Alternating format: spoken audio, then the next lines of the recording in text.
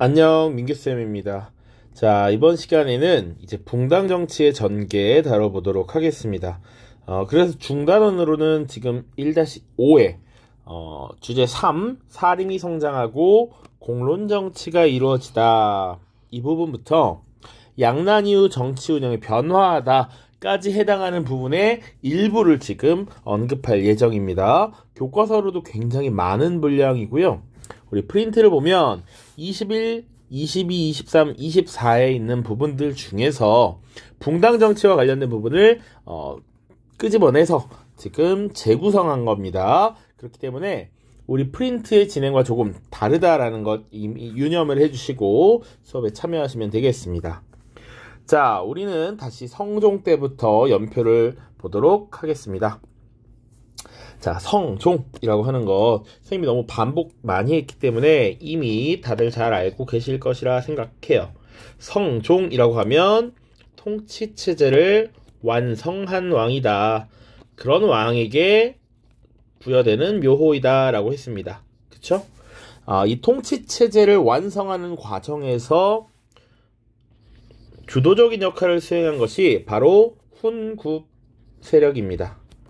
이 훈구 세력은 급진파 사대부의 후예 그리고 세조가 즉위하는 과정에서 공을 세운 옛날 사람들이라고 이야기를 했어.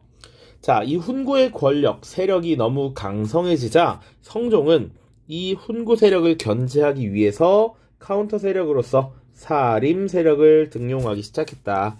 특히 이 사림은 3, 4의 관직에 등용돼서 언론의 기능을 수행했는데 주로 이 훈구 세력을 비판했겠죠. 자, 그래서 이 뒤로 여기 빨간색 1500년이 되겠는데요.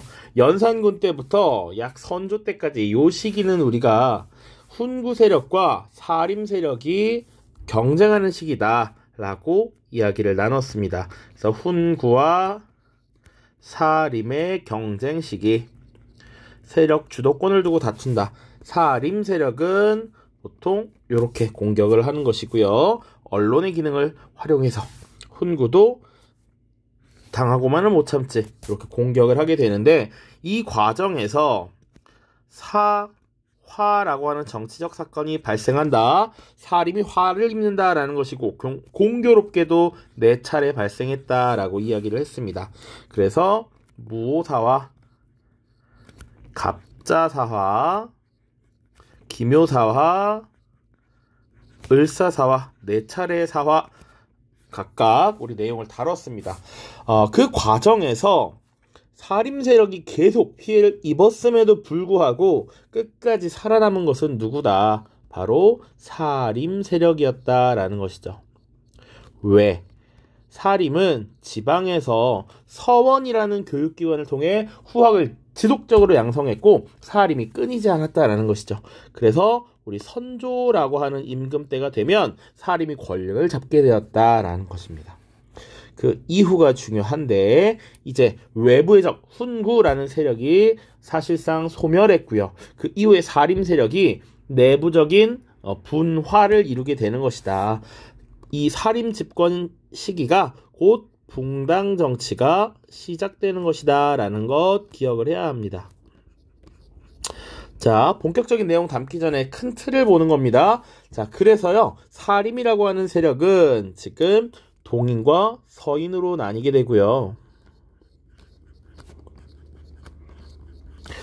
서로 학문적인 의견, 정책적 차이 뭐 이런 것들이 있어. 학문적 의견, 학문에 대한 해석, 정치적 입장 여러 가지를 달리하기 때문에 결국 분화가 이루어졌어. 출신 지역도 한 몫을 합니다.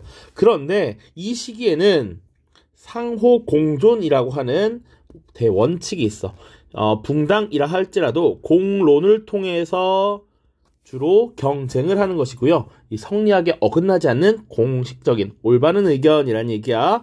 그리고 공존이라고 하는 상대와 입장이 다르더라도 상대를 부정하지 않아. 상대를 존중하고 인정해. 요게 붕당 정치의 핵심인 거야. 그런데 이 붕당 정치가 언제까지 이어지냐면 여기 선생님이 표시한 요 노란색 부분부터입니다. 사림이 집권하고 붕당 정치가 시작되는 선조 때부터 주로 이 현종 때까지 주로 이 붕당 정치가 지속된다라고 보면 돼.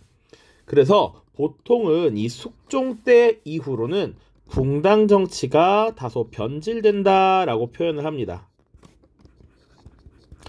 자, 그 말인즉슨 이 기존 공존의 원칙이 붕괴된다라는 거야. 공존의 붕괴. 그래서 지금 선조 때부터 숙종 때까지 이 붕당 정치가 어떻게 변해왔는지 주요 내용들을 중점으로 살펴보겠습니다. 알겠죠? 그 중간에 사실은 큰 두 번의 전쟁도 발생해요. 임진왜란과 병자호란.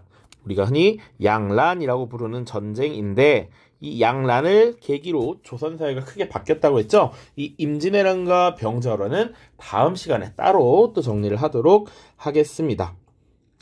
자, 그래서 본격적인 내용 살펴보도록 하죠. 이제 붕당 정치의 전개, 선조부터 갈 텐데요. 미리 조금 더 얘기를 하자면 그 왕과 관련된 내용을 뒤에 것들도 조금씩 가져와서 정리를 하는 것이고요. 밑에는 이 붕당 정치의 전개를 도식화한 것, 우리 교과서에 세로로 이렇게 나와 있는 것을 가로로 풀어 적었다라고 보시면 돼. 그래서 이 사림 세력이 어떻게 분화했고 어떻게 주도권을 가져가는지 쭉 살펴볼 겁니다. 특히 우리의 시그니처 색인 이 파랑색을 확보하고 있는 이 세력이 정권을 잡았다. 당시 권력을 잡은 세력이다라는 것 기억하시면 됩니다. 첫 번째 붕당 정치의 전개 보도록 하죠. 첫 번째 일단 붕당 정치의 시작이라고 하는 선조 때입니다. 근데 붕당 정치 다시 한번 정리를 해봅시다. 자, 당이라고 하는 건 모임 혹은 무리라는 의미입니다. 그래서 우리가 정치를 하는 무리 하면 정당이라고 하죠. 이 정당이라고 하는데 뭐 예를 들어서 더불어민주당, 국민의당, 정의당, 국민의힘 뭐 이렇게 당이 있습니다. 모임을 말하는 것이고 여기서 말하는 붕자라는 것은 한자로 요렇게 쓰는데 친구를 말해. 친구. 그러니까 학문적 입장을 같이 하는 친구. 스승을 같이 하는 친구. 출신 지역이 같은 친구. 이런 것을 말합니다. 그래서 여러 의견이 같은 사람들끼리 정치를 함께 하는 것이라고 생각하시면 돼. 자, 그리고 뒤에 공론이라고 하는 개념 중요합니다. 성리학의 입장에 어긋나지 않는 공정한 입장이라는 거야. 성리학에 어긋나지 않는, 성리학에 부합하는 공정한 의견. 그래서 각 붕당 세력은 이런 공론이라는 것을 만들어서 정치를 주도했다라는 겁니다. 선조 시작해보겠습니다. 붕당 정치의 시작이야. 꼭 기억해. 사림 세력이 등장한 것은 성종, 사림 세력이 집권한 것은 선조. 그러면 사림 세력이 이끄는 붕당 정치가 변질된 것은 숙종입니다. 시옷이야. 공론 정치를 중시했다라는 것 기억하셔야 되고요. 이 공론에 따라서 성리학에 어긋나지 않는 입장을 내야 하고 왕은 이런 의견을 경청해서 인의와 도덕으로서 국가를 다스려야 한다. 그것이 이상적이다. 왕도 정치라고 하는 것입니다. 그런데 이 붕당의 최초의 시작은 동인과 서인으로 나뉘게 되었다라는 거야. 자, 밑으로 내려와서 지금 다시 한번 볼게요. 여기 선생님이 선조 다시 써놨습니다. 그럼 사림 세력이 권력을 잡고 나서 어떻게 동인과 서인으로 나뉘었는가 보는 거야.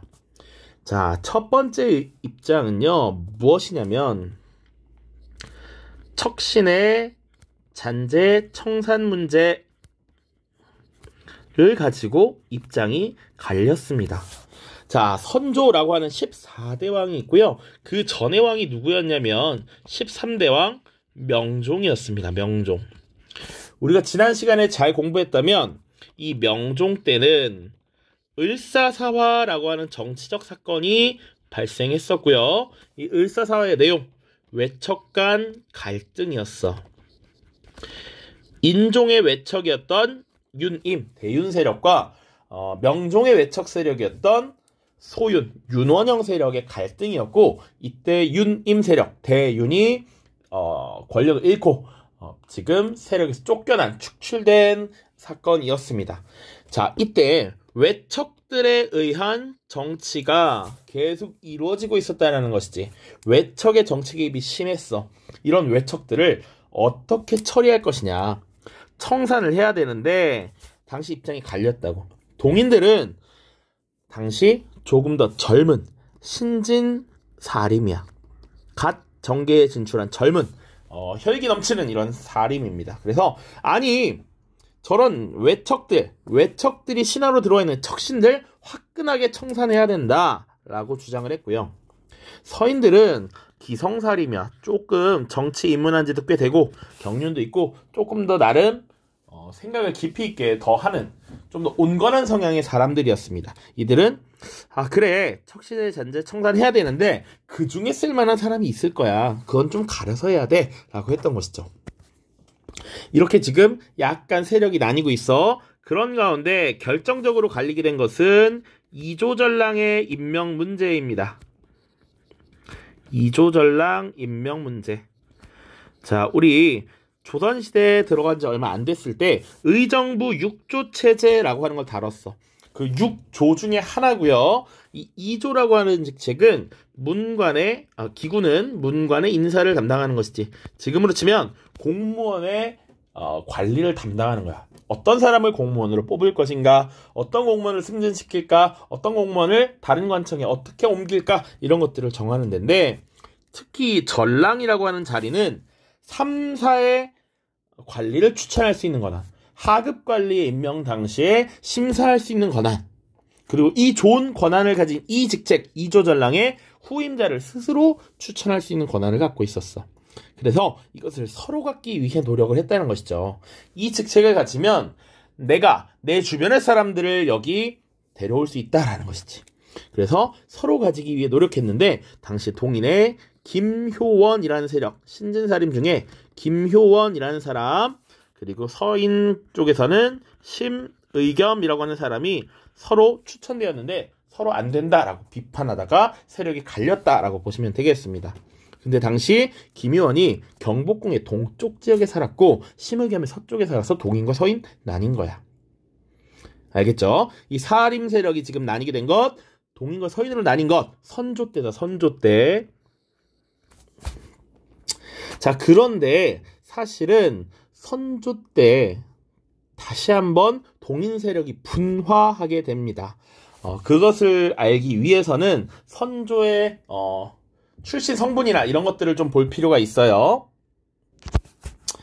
자, 본래 왕이라고 하는 지위는 왕의 적통을 이어야 해. 그런데 선조는 사실은 적통의 아들, 적자가 아니었습니다.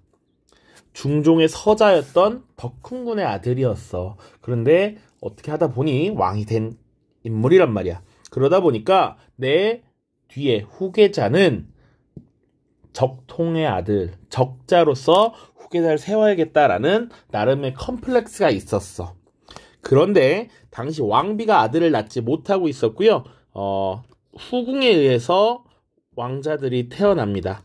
첫째가 임해군, 그리고 광해군, 요렇게 쭉쭉쭉 태어나게 돼.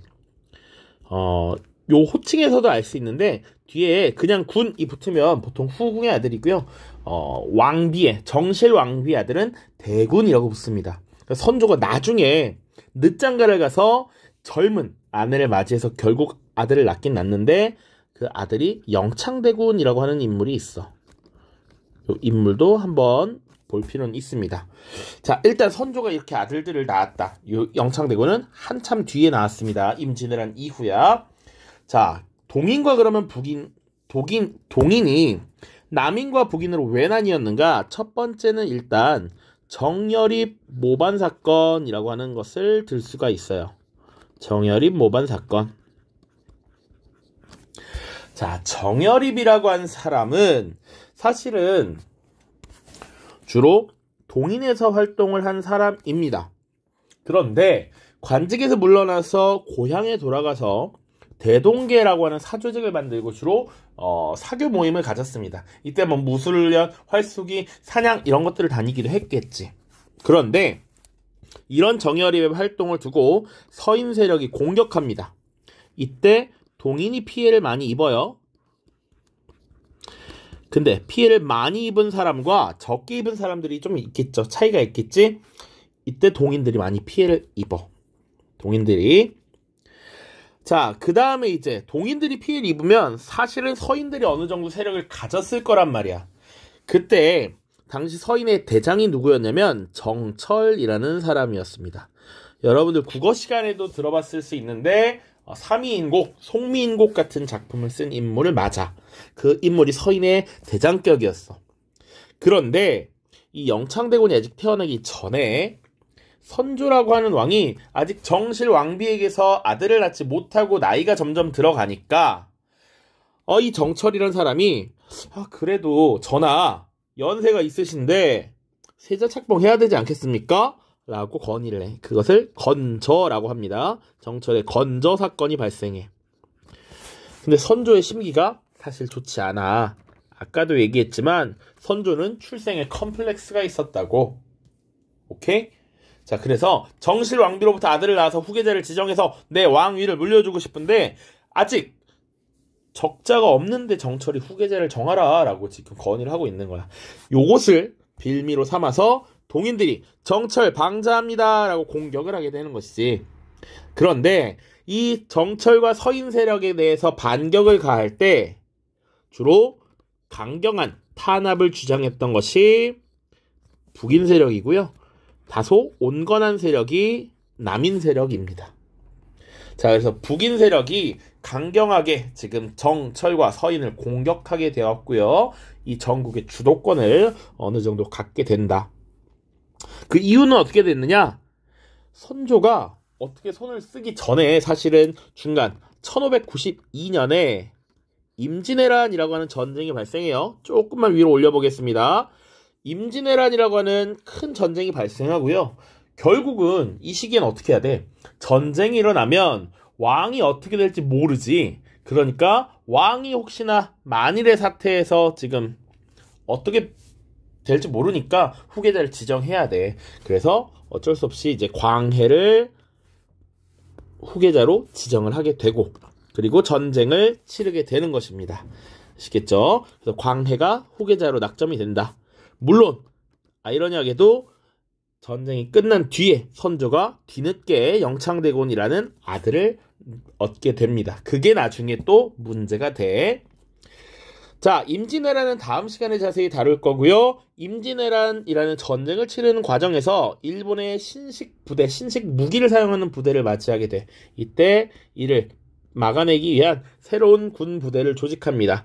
훈련도감이라고 하는 부대이고요. 이 훈련도감에서는 삼수병이라고 하는 것을 운영합니다. 삼수병, 포수, 사수, 살수로 구성된 부대입니다. 포수는 대포고요. 사수는 활, 살수는 창이라고 생각하시면 되겠습니다. 이게 조선 후기 부대 5군영 체제의 첫 번째 단계야. 뒤로 나가면서 또 보도록 하겠습니다. 자, 결국 이제 선조가 1608년에 승하하게 되고요. 물론 영창대군이라는 아들을 낳았지만 이때 영창대군은 소위 잼민이야. 어린이야. 그렇기 때문에 왕위에 오르기는 조금 일러. 그래서 광해군이 왕위에 오르게 됩니다. 그것이 15대 왕 광해군이고요. 자, 이 광해군을 지지했던 세력이 주로 북인들이었습니다. 그래서 북인 정권, 강경파가 권력을 잡게 되었다라고 하는 것. 자, 그리고 임진왜란이라고 하는 큰 전쟁을 겪고 난 이후였기 때문에 전후 복구 사업을 펼치게 되죠.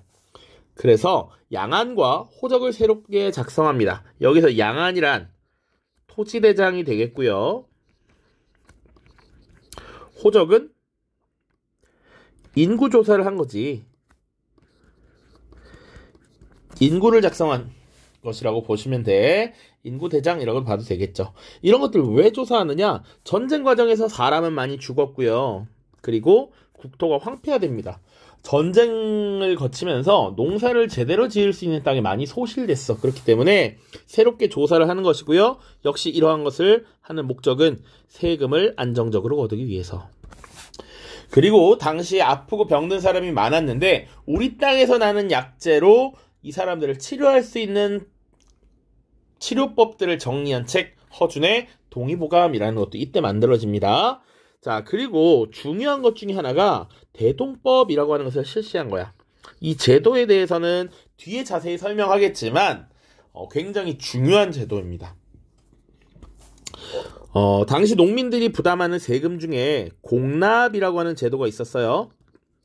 공납은 원래 집집마다 특산물, 토산물을 납부하는 세금이었는데 이제는 토지에 매기는 세금인 전세로 변경됩니다. 그래서 공납의 전세화 이렇게 표현해. 이제는 땅을 가진 사람이 사실 부자죠. 땅을 많이 가진 사람은 부자잖아.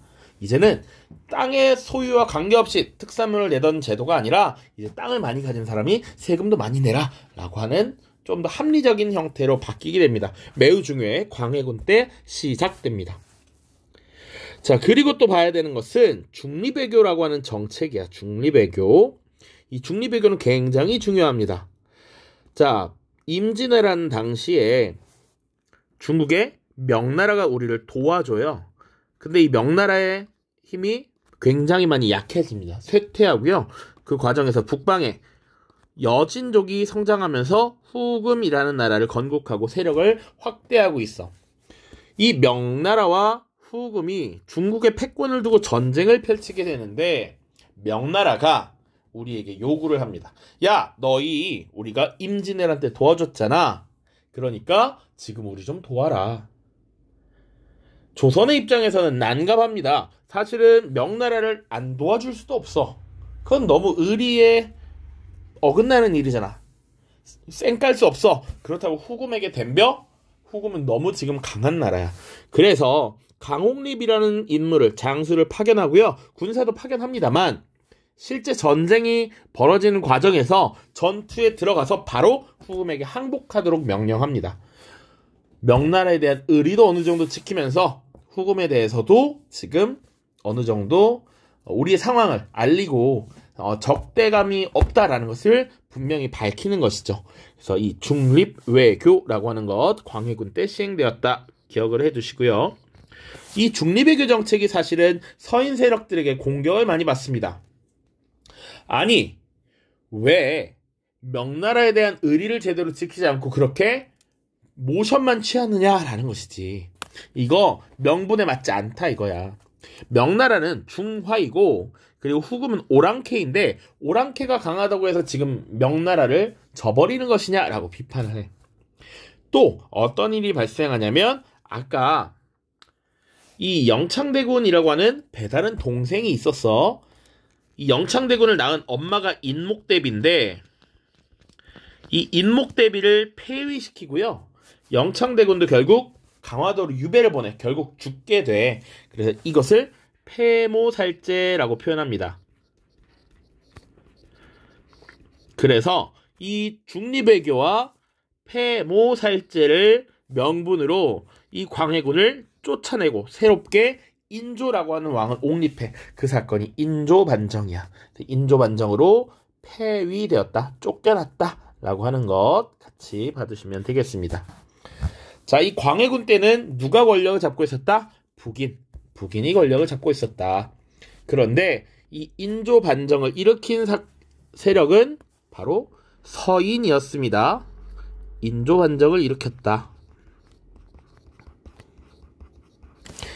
자, 그 다음 인조로 넘어가도록 하죠.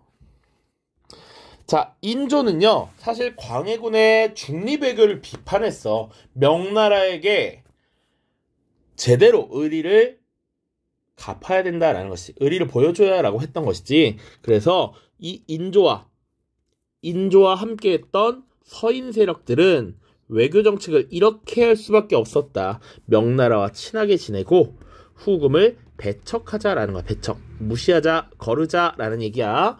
이 금은 후금입니다. 자, 그러다 보니 금나라에 대한 반감을 표시를 했고요. 명나라와 후금이 경쟁 관계에 있을 때 후방의 조선이 위협이 되잖아. 그러다 보니까 이 위협을 제거하기 위해서 호란이 발생합니다. 호란은 우리가 후금을 오랑캐라고 여겨. 오랑캐 호자를 쓴 거야. 오랑캐가 난리를 일으켰다. 난동을 부렸다라고 표현한 것입니다. 자, 그래서 최초의 정묘호란이 발생하고요. 이때 당연히 후금이 침략을 해온 것이고, 이때는 조선과 형제 관계를 맺고 돌아갑니다. 그러니까 전쟁을 오래 지속하지는 않아요. 보급로도 어느 정도 우리가 차단을 하는데 성공했고, 왕이 피신을 가서 잘 숨어 들어갔어. 그리고 후금도 명나라와 계속 전쟁을 하고 있기 때문에 전쟁을 길게 가져갈 수는 없는 상황이었다. 그런데 어느 정도 후금이 주도권을 갖고 더 강력하게 성장합니다. 그래서 나라 이름을 청으로 고치고 다시 쳐들어오게 돼. 자, 이 당시에 조선과 청나라는 이제 새롭게 군신 관계를 수립하게 되는데, 호란은 자세하게 다음 영상에서 다룰 거니까 이때 당시 왕이었던 인조가 강화도로 다시 피신하지 못해요. 그 피신 도주를 차단당해. 그래서 어쩔 수 없이 남한산성이라는 곳에 들어가서 항전을 하는데, 당시 겨울의 추위와 식량의 보급이 어려워지면서 약 45일을 버티고 결국 항복합니다. 이때 인조가 삼전도의 굴욕이라고 하는 모습을 보여줄 수밖에 없었다. 3번 절하고 9번 머리를 조아리는 이런 예를 행했다. 자, 이후에 청나라와 조선은 군신 관계를 맺고 사실상 명나라와 공식적인 관계가 단절됩니다. 자, 그 다음 추가로 봐야 되는 내용, 인조 때 영정법이라고 하는 제도를 실시합니다. 아까 광해군 때 대동법과 마찬가지로 중요합니다. 토지세를 최저로 고정시켰다라고 보시면 돼. 그러니까 당시 원래 토지세금은 그 해가 농사짓기에 좋은 해였어. 흉년이야, 풍년이야, 그러면 세금을 많이 걷고요. 농사짓기에 나빴어, 흉년이야, 그러면 세금을 적게 걷는 제도였어. 그런데 이제 풍년, 흉년에 관계없이 가장 낮은 세금을 내도록 했다라는 겁니다. 자, 그리고 추가로 일종의 군 부대로서 어영청, 총룡청, 수어청을 설치했어. 이거는 조선 후기의 군 부대 중에 하나라고 보시면 돼. 중앙군입니다. 자, 그래서 아까 선조 때 만들어진 훈련도관과 함께 지금 4개의 부대가 만들어졌다 보시면 되고요. 붕당 정치 전개 과정에서는 인조반정이라고 하는 사건이 일어났고, 이것을 누가 주도했다?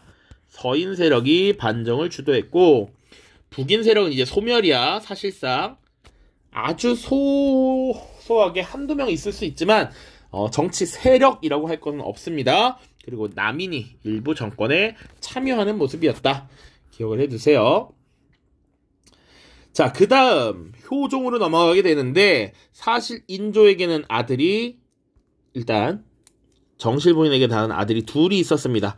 첫째가 소현세자, 둘째가 복림대군이라고 하는 인물이었고요. 당연히 소현세자니까 세자로 책봉됐으니까 후계자로 지정이 된 거야. 이 둘이 병자호란 이후에 인질로 끌려가고요. 그 당시에 청나라에 가서 이 소현세자가 청나라의 문물을 받아들이고 되게 긍정적으로 바라보는 이런 모습들이 나타나. 그 꼴을 아버지였던 인조가 굉장히 싫어합니다. 그래서 일설에는 뭐 벼루를 맞아서 시름시름 앓다가 뭐 나중에 죽었다, 뭐 이런 표현이 나와. 결국 어쨌거나 이 인조의 후계를 이은 이 왕자는 바로 복림대군이 돼요. 둘째 아들이었던 복림대군이 왕위를 계승하고요. 그가 17대 왕 효종입니다. 그런데 이 복림대군은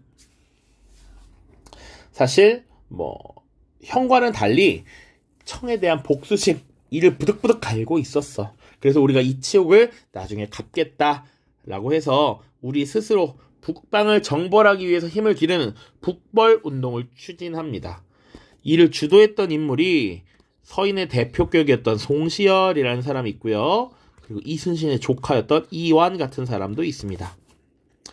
그리고 이런 북벌운동을 추진하게 된 사상적 배경이 뭐야 라고 하면, 당시 중국을 지배하고 있었던 세상의 중심, 중화라고 할 수 있는 명나라가 무너졌어. 그리고 그 중원 지역을 오랑캐인 후금, 청나라가 장악했어. 그러니까 문명을 가진 올바른 나라는 이제 중국에 없어. 그 다음 우리가 중화이다. 이런 것을 조선중화주의 혹은 소중화사상이라고 표현해요.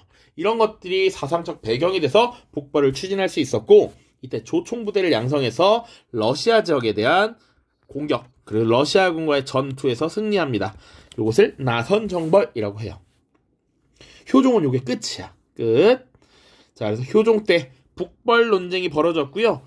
병자호란 때 수모를 당하면서 패배를 했던 서인 세력이 여전히 이제 명분을 내세워서 북벌을 주도했고요. 이것을 남인이 실질적으로 우리가 승리하기 어렵다. 현실적인 측면을 들어서 북벌을 비판합니다. 조금 더 나아가면요. 뒤에 조선시대 문화도 다를 텐데 이 남인 세력은 주로 실용적인 모습이 많이 나타납니다. 그래서 남인 세력이 일부 실학자를 많이 배출하고요. 또 그리고 새로운 문물에 대해서 적극적으로 받아들이는 모습이 나타나 그래서 천주교 신자도 많이 등장합니다. 서양의 문물을 적극적으로 받아들여. 자, 천주교를 받아들일 때 이들은 사실 청나라가 오랑캐지만 배울 것이 있다라고 해서 북학이라고 하는 것을 제기합니다. 그래서 북학론이라고도 표현해요. 남인, 실용적 학풍을 가지고 있었고 나중에 실학자로 성장하기도 한다. 얘들은 우리가 이익을 취할 수 있다면 청나라 오랑캐여도 배울 것이 있다라는 북학론을 주장했습니다. 자, 그 다음 이제 현종으로 넘어가죠. 영상이 굉장히 길어지는군요. 여기서 봐야 될 것은 일단 가계도입니다. 자, 인조라고 하는 왕이 있었고요. 16대 왕, 그 뒤에 둘째 아들이었던 효종, 그리고 현종으로 넘어갑니다. 이렇게 이어지는 거지. 자, 인조라고 하는 왕이요.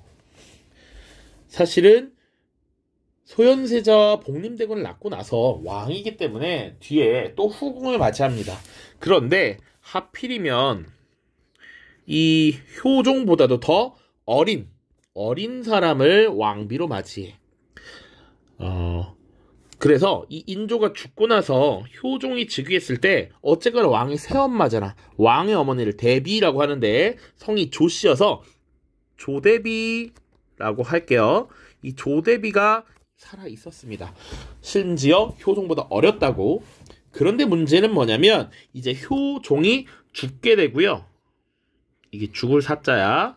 현종이 즉위를 하게 돼. 이 과정에서 어쨌거나 지금 왕이었던 효종이 죽었기 때문에 장례를 치르고 상복을 입어야 하는데 과연 이 새엄마인 조대비가 상복을 얼마나 입어야 하느냐 이거를 가지고 논쟁을 벌이기 시작합니다. 그게 현종 때 벌어진 예송 논쟁이라고 하는 거야. 송은 다투다라는 거야. 법정에서 소송한다라고 하지 송은 다투다라는 의미고 얘는 예법과 관련해서 다투었다라는 겁니다.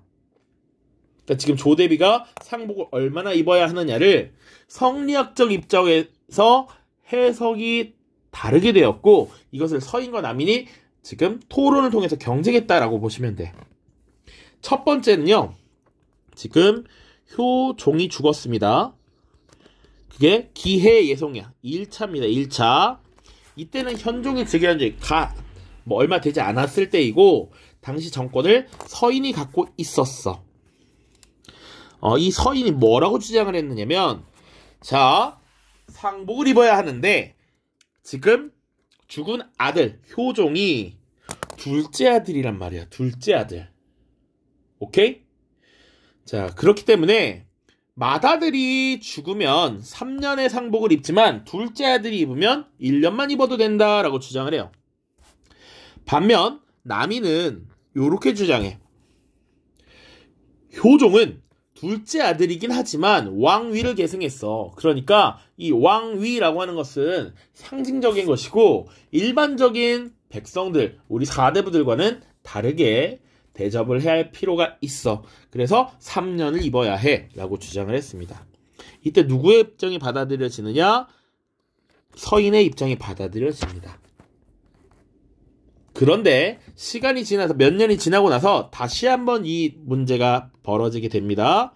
자, 이번에는 효종의 왕비가 죽어요. 야, 효종의 왕비도 있었을 거 아니야. 그치? 역시 효종의 왕비가 죽었는데 역시 조대비가 아직 살아계셔. 둘째 며느리가 죽었는데 그럼 상복을 얼마나 입을 것이냐? 서인은 마찬가지야. 둘째 며느리가 죽었으니까 9개월이면 충분하다.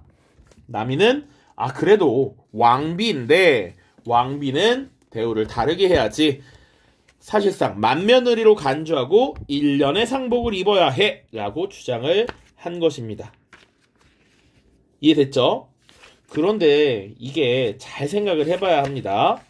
과연 현종이라면 어떤 입장이 맞다라고 여겼을까? 조금 더 나아가자면 이 서인의 입장은 왕이든 신하든 백성이든 다 상관없다. 똑같이 예법을 적용해야 된다라는 거야. 왕이나 일반적으로 관직에 진출한 사대부나 같다라는 것이고요. 남이는 왕은 특별해. 그러니까 사대부랑 달라라고 표현을 한 거야. 여러분들이 왕이라면 어떤 입장을 갖겠습니까?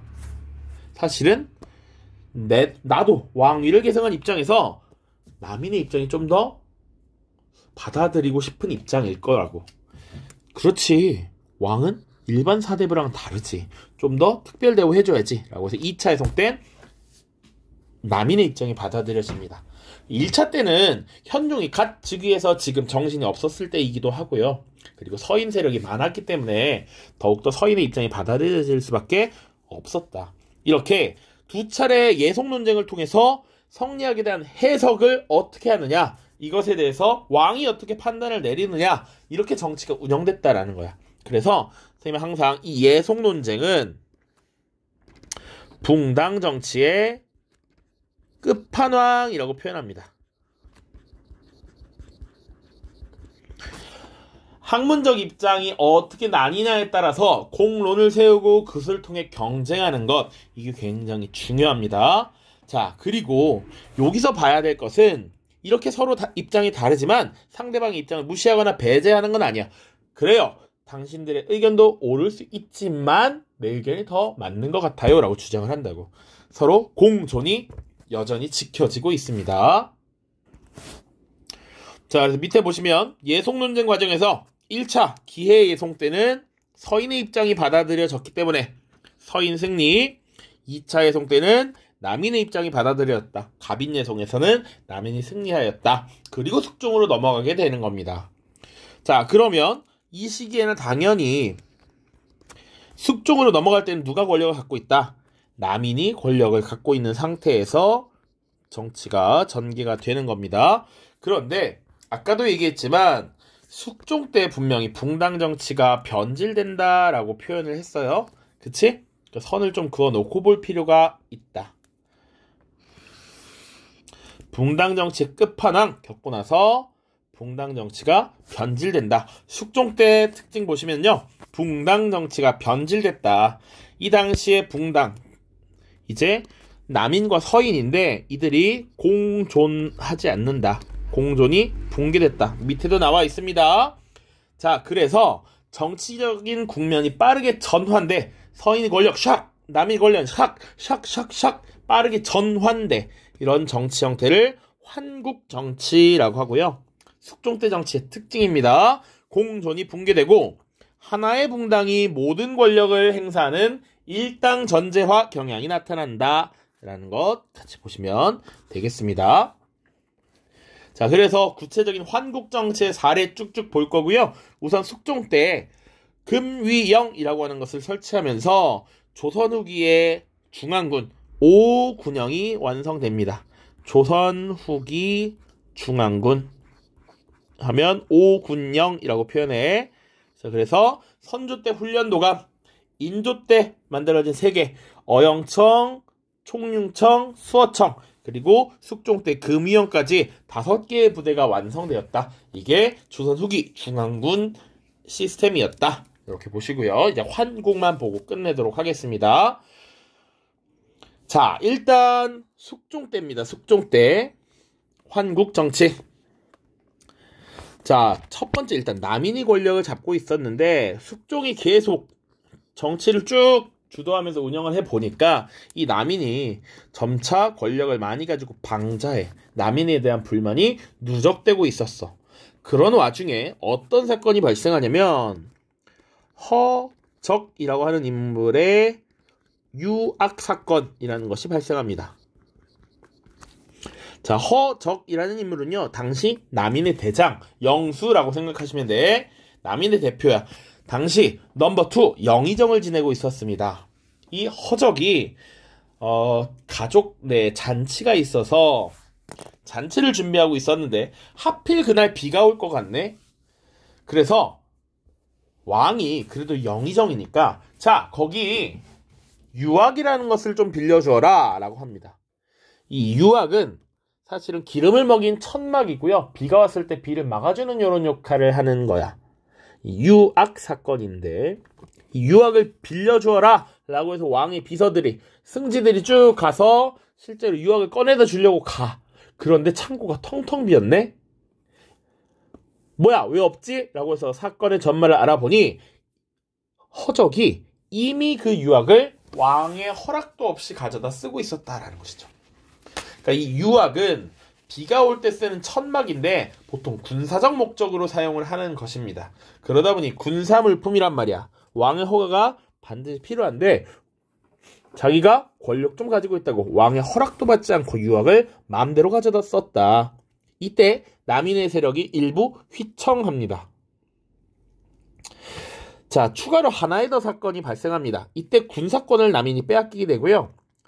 삼복의 변이라고 하는 사건이 발생해. 삼복의 변. 자, 삼복의 변이라는 건 뭐냐면 이 허적의 아들이 허견이라는 인물이 있는데 이 허견이 왕위 계승에서 밀려난 왕자들, 왕의 친척들이 있었어.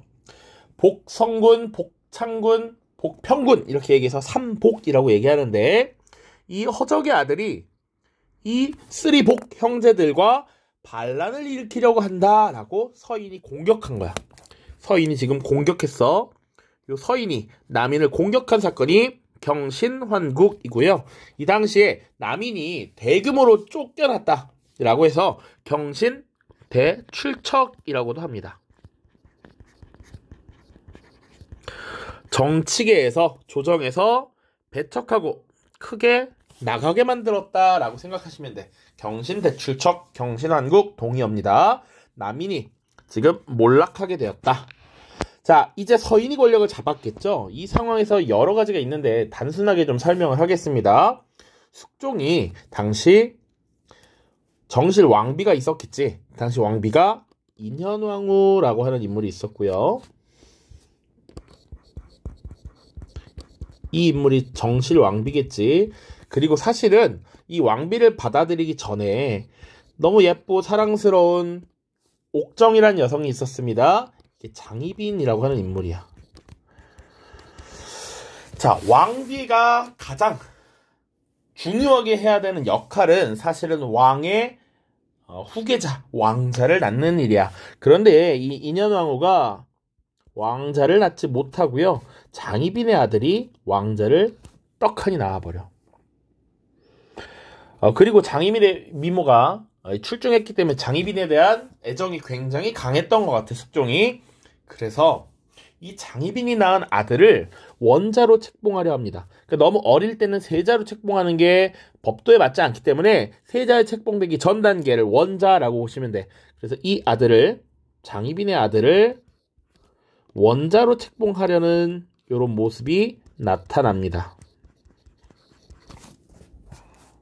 자, 이 원자 책봉 후에 세자 책봉으로 이어지는 것인데 당시에 서인 세력이 이것을 비판합니다. 그러니까 서인의 대장격이었던 송시열이 이거 잘못된 겁니다. 아직 왕비께서 젊으시니 후사를 보고 후사를 정해도 늦지 않습니다 라고 비판해. 그런데 이 숙종의 심리를 자꾸 꿰뚫은 남인 세력이 저 송시열 나대고 있네요. 송시열 지금 오버하고 있습니다. 임금님의 뜻을 어찌 거역한단 말입니까? 라고 비판하면서 그것을 계기로 송시열을 귀양 보내고요. 결국 송시열에게 사약을 내리기까지 합니다.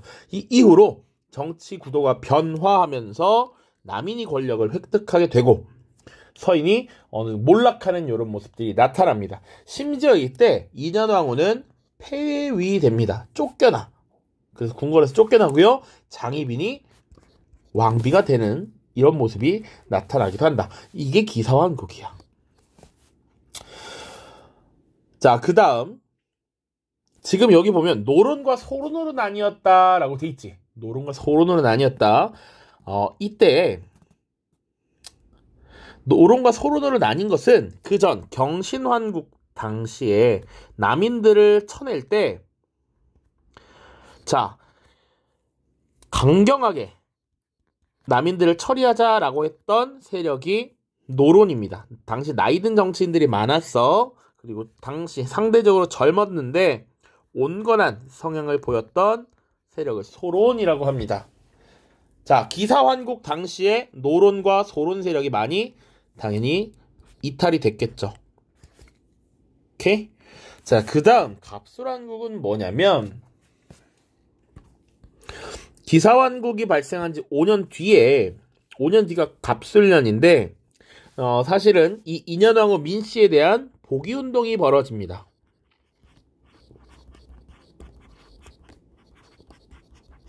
자, 이 과정에서 사실 숙종의 심리는 어땠냐면 왕비로 지금 급을 올려놓은 이 장희빈이 시기 질투가 많아서 지금 궁궐을 헤집어 놓고 있고요. 그리고 또 사실은 후에 숙빈 최씨라고 하는 인물이 등장해요. 새롭게 등장한 이 숙종의 마음을 빼앗은 여성이야. 그런데 이 여성을 못살게 굴기도 하는 것이죠. 동의라고 하는 드라마로 나오기도 했습니다. 자, 그런데 어쨌거나 이 장희빈이 너무 막 나가니까 옛날 조광지처였던 인현왕후가 그리워. 그래서 이 일부 세력이 그것을 파악하고 인현왕후 민씨를 복위하는 운동 상소를 올리게 되는데 남인들이 극렬하게 반대합니다. 그때 숙종이 이 남인 세력들, 민씨의 복위운동을 반대하는 남인 세력들을 몰아내고 다시 서인 세력들을 정치에게 불러들여. 이 사건이 갑술환국이라고 보시면 돼. 오케이? 자, 조금 어지러울 수는 있어. 잘 정리해야 해. 인현왕후의 복위운동을 벌였던 것에 대해서 남인이 반대하자 이 남인 세력이 숙종이 미움을 사서 쫓겨난 겁니다. 자, 그리고 노론과 소론에 대해서 조금만 더 얘기를 하면 지금 사실 경신왕국 당시에 남인 세력에 대한 처벌을 두고 나뉜 것인데 뒤에는 어떻게 바뀌느냐. 장희빈이 낳은 아들이 있고요. 그리고 숙빈 최씨가 또 아들을 낳습니다. 자, 지금 이 아들들이 있는데 각각 노론은요. 이 숙빈 최씨가 낳은 아들 결국 장희빈의 아들은 안 된다라고 주장을 한 거야. 그래서 이 아들을 지지했어. 자, 좀 더 눈에 띄게 이 아들을 지지했습니다. 이 아들이 나중에 영조가 되는 인물이고요. 반면 소론은 그게 중요해. 지금 어쨌거나 여기가 더 엉하니까 여기를 왕위에 올려야 해 라고 추정했습니다. 이 소론이 지지했던 왕자가 나중에 경종이 됩니다. 경종이 형이고 영조가 동생인데 경종이 당연히 먼저 왕위에 오르고요. 금방 죽고 영조가 즉위하게 됩니다. 요렇게 정리를 하셔야 됩니다. 좀 자세하게 봤고요. 사실 교과서에 이런 내용이 다 들어있지 않습니다. 왜 남인이 권력을 잡았나? 왜 남인이 권력을 뺏겼나? 이런 것들을 설명하기 위해서 지금 내용을 담은 겁니다. 교과서는 지금 너무 흩어져 있기 때문에 다 볼 수가 없고요. 여기서 일단 마무리를 짓도록 하겠습니다. 긴 영상 시청하느라 고생 많았습니다. 안녕.